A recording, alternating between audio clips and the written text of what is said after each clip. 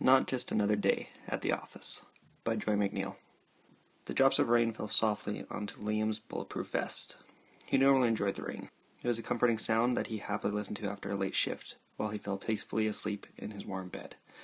But now, as he stood protected behind the brick wall of a warehouse, the raindrops seemed to penetrate loudly into his mind, when all he wanted was silence, so that he could listen for the sound of footsteps. As a new rookie fresh out of the New York State Police Academy, this was Liam's first armed call-out.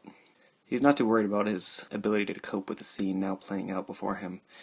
He'd been trained well enough and was top of his class at the shooting range. However, this was the first time he had been put into a situation where the suspect was not firing paint bullets in return.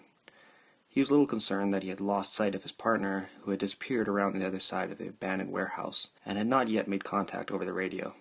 Liam peered cautiously around the corner of the building to see if the suspect was in view. The rain was heavy now and being pushed along by a steady wind. It made the outlook very hazy, and he could not see any form of person moving within his field of vision. He stood back against the wall and looked down at his Glock pistol as drops of water dripped down his fingers and ran along the polymer of the trigger, before dropping to the ground at his feet. He didn't realize that his hands were shaking, and he seemed surprised that they were. I must be cold, he thought to himself. Surely it wasn't nerves. He didn't feel nervous, even though he could hear his heart pounding in his ears. Perhaps it was just the adrenaline pumping through my veins, he surmised. Either way, he wasn't going to let it make him lose focus. Before arriving at the position he now stood waiting, Liam and his partner had chased a stolen Chevy from the liquor store, which the suspect had just held up. The call that came across the radio had said that the suspect was a male Caucasian, in his late teens, early 20s, wearing a dark blue hooded sweatshirt and black jeans.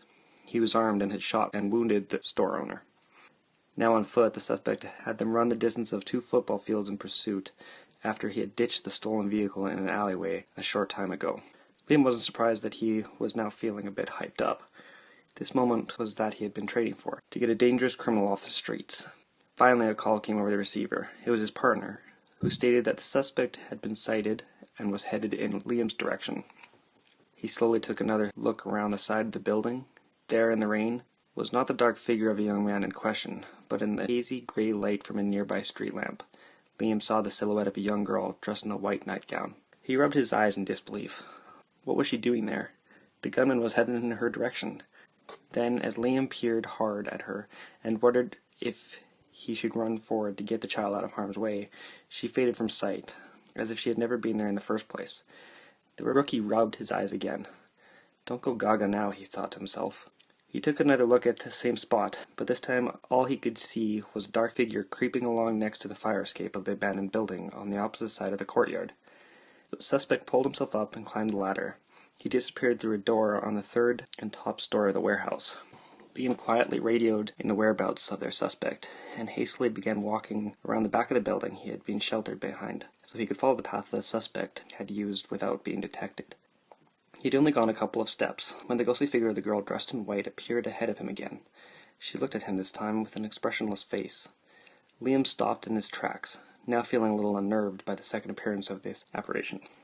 However, just like the first time, she quickly faded from view. He shook his head, as if trying to clear it, and he carried on, wading forward into the oncoming wind and rain.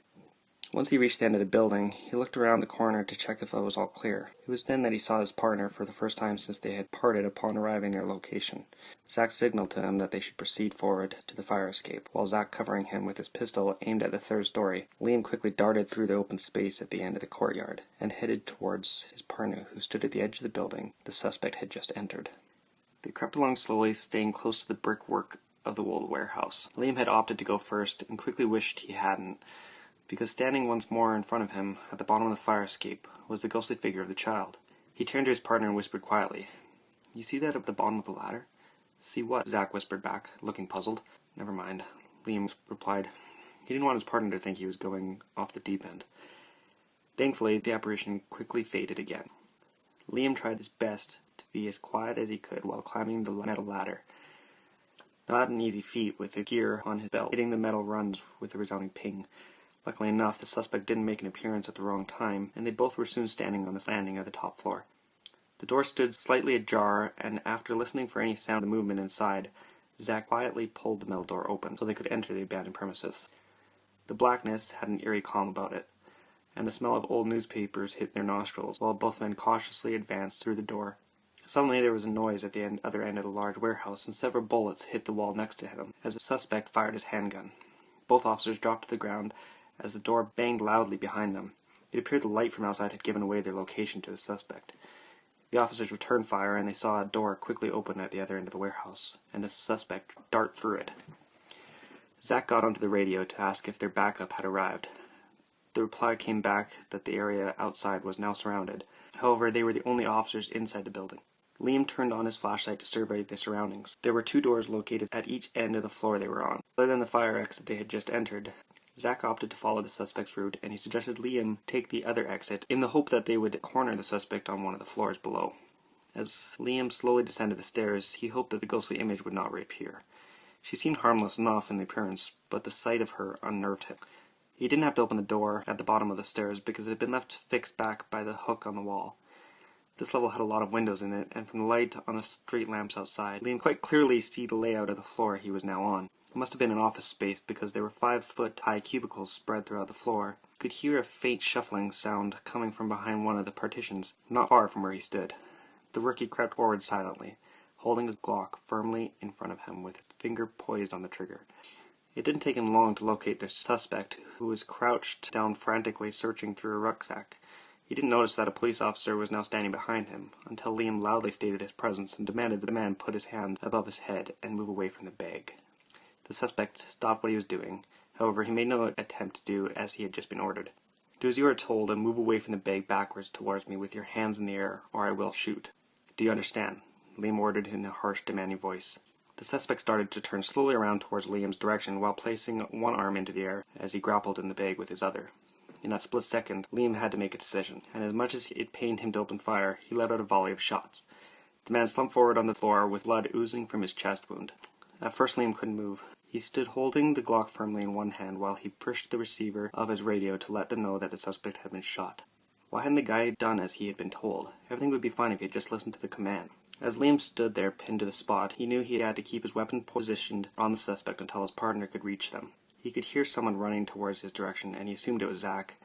Then out of the corner of his eye, he spied the ghostly image of the young girl, and she was smiling at him.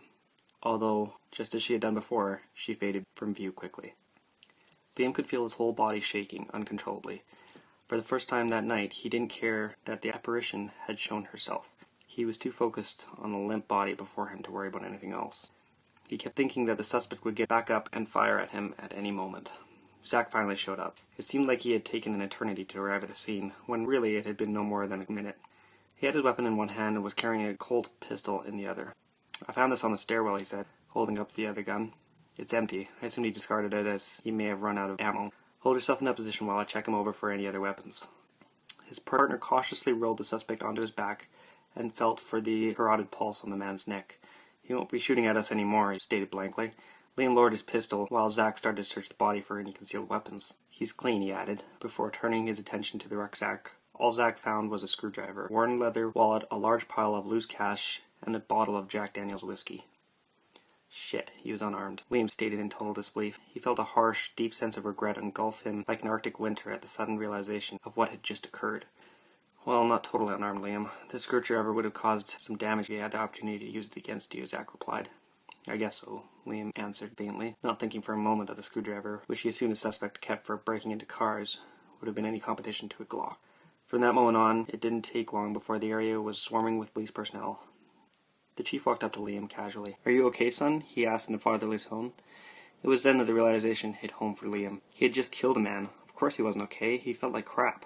"I've got to get out of here, sir," he answered hastily, as he felt his chest begin to tighten. It seemed as if all the air was being sucked out of him by some invisible force. Liam stumbled forward, heading to the door, but he didn't get very far before falling to his knees, gasping for breath between giant sobs of grief, which took hold of him like that of a broken man. The recent police shootings and public outcry were so fresh in his mind, as he tried to come to grips with the same situation now being placed upon himself. He didn't know the suspect was unarmed. The suspect had already shot at them that night, and Liam had feared for his own life, and that of his partner. The public wouldn't see it that way, though. His face would be in every newspaper throughout the county before long. But even that didn't pain him as much as the loss of the young man's life. That was the thing that grieved him the most. Everything he had learned at the police academy meant nothing in that moment. He just wanted to hide his head away and hope that the whole messy incident would all disappear, just like the young ghost had done. He could feel strong hands taking his arms on both sides of his body and his police colleagues helping him stand to his feet. The police chief was standing next to him, and he said that he would take Liam back to the precinct for a debrief session. On the way back to the station, the young rookie sat in the front seat of the chief's car and silently watched the windshield wipers swishing back and forth. At first the chief remained silent, but after a time he began to speak. "Officer Williams, I can read a lot into what you are thinking at this moment. I've been there a few times myself, and it's not a happy place to be. However, you have to realize that your main goal is to preserve life, whether it be that of your own, another law enforcement officer, or members of the public. You do also realize that you will have to deal with this incident being aired through the media. It's just a shame that the media does not write articles about our jobs like those you attended the other day. Talking that young girl down off the bridge, or the guy you took off the streets 2 hours later, who was so drunk he could barely get his car key into the ignition. I'd also like to remind you of a saying we use in law enforcement, and one that bears thinking about now. We'd rather be judged by 12 than carried by 6. You took the right action, and I don't see that you will have a case to answer to in this instance." When Liam didn't answer him, the chief carried on speaking. "Officer Williams, I know the man you shot today. Actually very well. We have crossed paths many times over the years, since he was 16 years of age, if I remember correctly. He has had a hard life, with no one to direct him onto the right path. His father was a drunk, and he used to beat his son repeatedly. We received a call to their house on at least 3 occasions, when his dad had taken him to the bottle and let his financial frustrations out on the family. It all became too much for his son at age 18. We were called to the address once again, but this time it was for a hit and run. It appeared that the young man finally had the strength to strike back against his father. He was told to leave the house and never come back. Sadly, his younger sister ran after him, and she didn't hear a speeding car racing down the street. It was a sad sight to witness the young man cradling his dead sister in his arms, as she lay there motionless, dressed in a white blistering nightgown. That was the last straw for the young teen, as he took to the streets in a life of crime thereafter. Liam looked at the chief in stunned silence. Now he understood who the apparition was. She had been the suspect's little sister. 2 hours later, in the early hours of that morning, Liam sat up in his warm bed listening to the rain still falling outside, while he flicked through YouTube on his tablet in the hope of finding something calming to watch that would help him fall asleep. Just as he typed in the words "help fall asleep," he spied 2 hazy white shadows at the end of his bed. They slowly came clearer, and as soon as he could make out the image of the young girl dressed in white and the suspect holding her hand. They were smiling at him, and although he was surprised to see them, he had a calm feeling wash over him, and he was not afraid. They kept smiling happily as they turned, and hand in hand they disappeared off into a bright light. Liam looked down at his tablet and hit search. There on the lens, looking up at him, was a photo of a pretty lady smiling. The words next to the photo said, "The ASMR Sleep Clinic, to help you fall asleep." He had no idea what ASMR stood for, but it was going to help him fall asleep after the shift he had just had. He was willing to give it a try. The end.